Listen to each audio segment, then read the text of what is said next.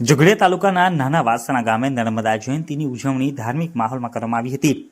ભરૂચ જિલ્લાના જોગડિયા પવિત્ર નર્મદા કિનારે વસેલા જોગડિયા તાલુકાના ગામોમાં નર્મદા પ્રાગટ્ય દિનની ઉજવણી ધામધૂમથી અને ધાર્મિક માહોલ વચ્ચે કરવામાં આવી હતી. આસપાસના ગામોમાં આવેલ મંદિરો અને આશ્રમોમાં સવારથી જ વિવિધ ધાર્મિક કાર્યક્રમો યોજવામાં આવ્યા હતા. નાના વાસણા ગામે મહાદેવના મંદિરે સમસ્ત ગ્રામજનો દ્વારા દર વર્ષે મહાસુદ સાતમના દિવસે નર્મદા જયંતિની ભવ્ય ઉજવણી કરવામાં આવી હતી. મંદિરથી નર્મદાની ભવ્ય શોભાયાત્રા નીકળી હતી, જેમાં મોટી સંખ્યામાં ભક્તો જોડાયા હતા અને નર્મદા નદી કિનારે નર્મદા મૈયા પૂજનના યોજાયેલા કાર્યક્રમમાં ગ્રામજનો દ્વારા નર્મદા નદીના કિનારે અભિષેક સાથે ધાર્મિક વિધિ કરવામાં આવી હતી.